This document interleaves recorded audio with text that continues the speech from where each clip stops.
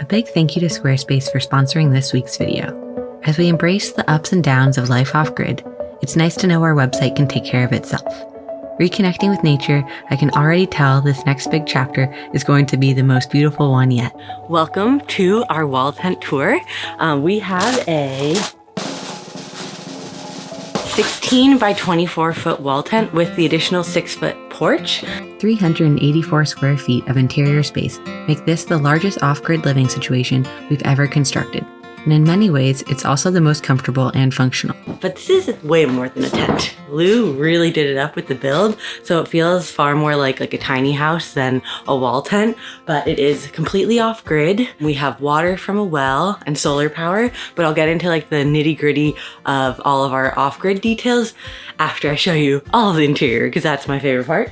So here, in the center of our tent, we have our kitchen, and that's where we spend a lot of our time. And it's actually made out of birch logs here on the edge for the supports. And then the rest is just normal lumber from this lumber store. And we have our propane tank here that supports our 2-burner little camp stove. And that actually is super powerful and works great. We have storage underneath this countertop. We have a secondhand old sink, which is great. And it has plenty of room for drying all of our dishes on the side. We have a Berkey to filter our well water because our well water it's not hitting all of the standards, let's just say, so the Berkey really helps out. And Lou built this really cool system that allows us to fill the Berkey without having to fill up a pitcher, because we've had plenty of Berkey in our life, and it's very nice to just turn on the faucet and have it fill directly to the Berkey. This filters our water, and Lou made a little system that makes it much easier. And then we just turn off the water pump. Oh, speaking of faucets, we have 2 faucets on our old sink. One is a normal power faucet, and then one is a foot pump, because we really enjoyed having a foot pump when we were living on a boat. And so we decided to put one in here as well. And that kind of does it for the kitchen. There's tons of storage underneath, so we can have our pantry, all of our plates and bowls and things like that below. And then actually underneath the bed over here, there's tons of storage under the bed. So we have overflow kitchen pantry storage in some of the boxes here. So rice, extra rice and beans, things like that we can store here, so we don't have to constantly be going to the store.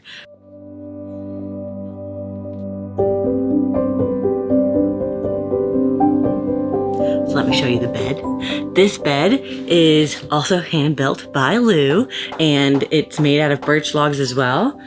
He felled these trees in the forest right here. He did take a chainsaw class, so that helped a lot. The bed also has an old, I think 100-year-old secondhand door that he got at a flea market or something like that, and he stripped the paint off of it, and it's really, really comfortable. So I spent a lot of time sitting in bed with the baby, and this bed is phenomenal. It's very nice, and it has a bug net, which is super helpful because we do have horseflies up here and some mosquitoes, but the bugs are actually not as bad as I had thought when we decided to move into a tent. Here we have a porch.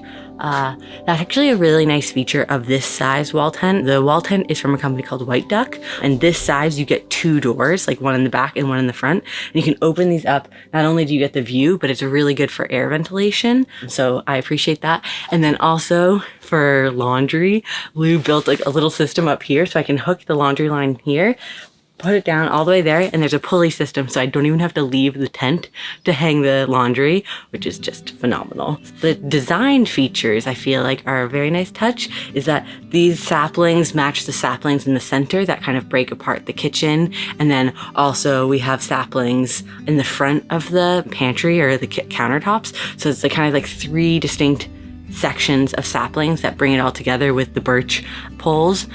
I think it's a very nice romantic, living in a fairy house kind of touch. I really like it. Then what else can I show you? Over here we have more storage.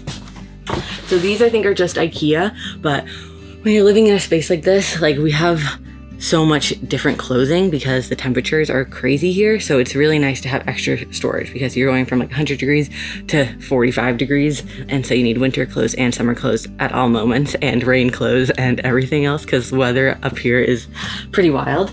We have another secondhand chest. This has extra blankets in it.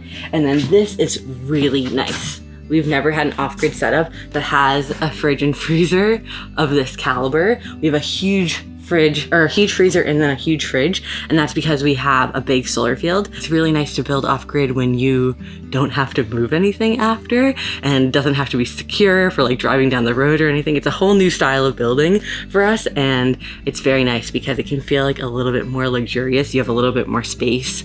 16 by 24 is actually a really big space, and it was kind of hard to figure out how to design it so that we could have separate spaces for living and sleeping. But I think with the sapling wall in between, it like actually worked out really well. We have a laundry basket like every house. And okay, this is our dining room slash family table slash work table slash everything. I love it, and I feel like when we like build another house one day, this table will probably come into that house because I love it so much. Lou's editing setup, Freya's bed, and then something else that's pretty incredible is here on the floor, Lou put in these things that we can secure the tent door down, because at night, you know, I think we're totally safe up here, but when you're closing your eyes when it's pitch black out and you can hear like rustling, you don't know if it's wind or if you don't know if it's animals, it's really nice with the tent to feel like a little bit more secure. So Lou put in these latches that he can clamp the door down, and then we have Freya sleep right in front of the door, and that combination feels like very secure. So this system keeps the wall in place and stops hopefully some rodents from coming in, and it also stops Freya in the night from chasing after them. It's pretty much impossible to keep the rodents out of a tent, but you can at least make it a little bit more challenging for them. So it's a good start. It does mean that we wake up a bunch, because not only with a baby, but then with Freya barking at who knows what, we kind of think she's barking at chipmunks, but we have footage of lots of different animals on the property, so who knows, she could be doing her job as a watchdog to keep bigger things than chipmunks away, but I'm not sure. What else can I show you? Oh, there's actually some more details over here. These windows actually just roll up with Velcro, and there's another flap on the outside, so you can secure them on the outside and the inside.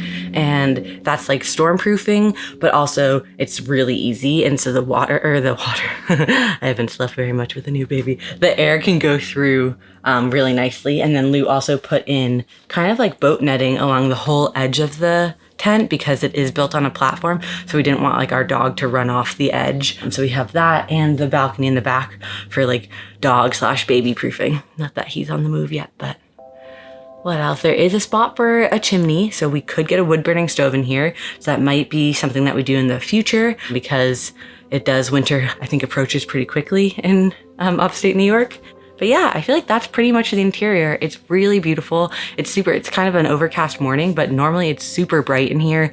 And it actually just turned out to be a much nicer home than I expected for like living in a tent. It's not like, it's a proper home, and I'm very impressed with the work you did, Lou. Thank you very much. So maybe we should go outside and show you the exterior and walk you through our whole like off-grid power setup.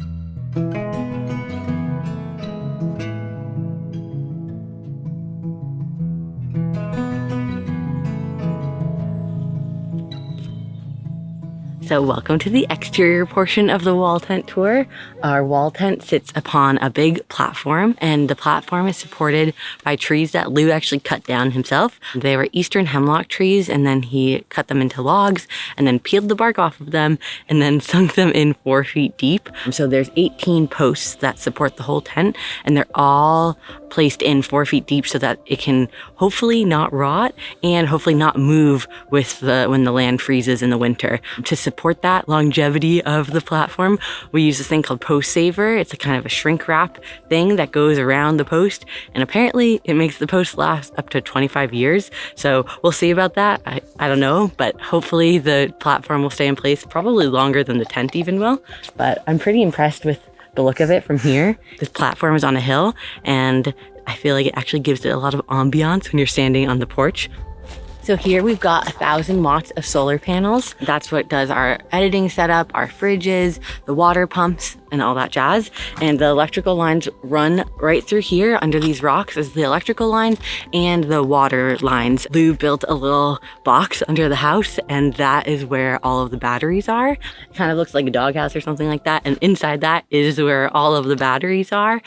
So of all the different off-grid electrical systems I've built over the years, this one was by far the easiest and the quickest to install, since it doesn't have to be secured for movement like in our van or on the boat. It's basically just 4 100 amp hour lithium batteries by Battleborn, a 2000 watt Renogy inverter, a Victron MPPT charge controller for the 1000 watts of Renogy solar panels, a smart shunt by Victron to keep an eye on the levels, and a bunch of fuses and switches to keep it all safe and secure.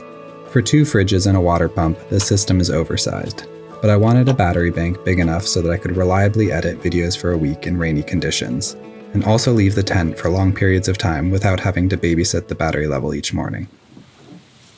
And then also the water tank. So there's a 325 gallon water tank here, and we do have a well on the property, so we actually just turn the well on, pump water to fill this up because we haven't figured out the whole well situation, but that is for another video. Here we just have the water tank, and that's been working really well for us. So this is the well that came with the property, and then the wires that run the pump were all chewed up, so I redid the wiring there, and then we had to buy this generator to run the well pump because it is 220 volts. We got pretty lucky that the pump still works. The reason that I didn't build the wall tent anywhere near the well is 1, there's not really a nice spot for it, and 2, this well pump is probably 20 years old, so I'm not really that invested in it continuing to work just because it's nearing the end of its lifespan. So to get the water out of the well, you need the generator, and that's why we have the water tank under the wall tent, because you basically just come over here once a month and fill up that tank, and then you turn the generator back off. So it's actually not very much work compared to getting water in a bunch of other off-grid situations.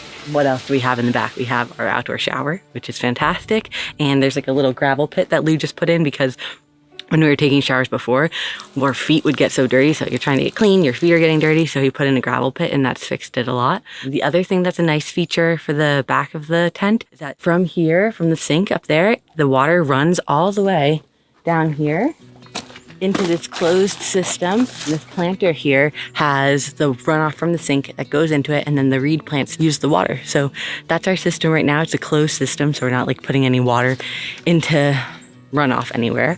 Honestly, it's just really beautiful and really fun to be out here. I feel like Freya absolutely adores it, our dog, running around, chasing everything, and it feels like a really special place for us, and I hope that you enjoy it. We can't wait to share life with you up here because it's pretty special. A big thank you to Squarespace for sponsoring this week's video. Right before Max was born, we launched our latest ebook, a cookbook called Roots, on our online store, and I'm so grateful that our Squarespace site was able to run the sales automatically because life these past few months has been a tornado of experiences. It's great when technology can enhance creativity and help us grow our community, and even better when good design makes your work look its best. If you'd like to test out some of the beautiful templates, head to squarespace.com/wildweroam for a free trial and 10% off your first purchase of a website or domain.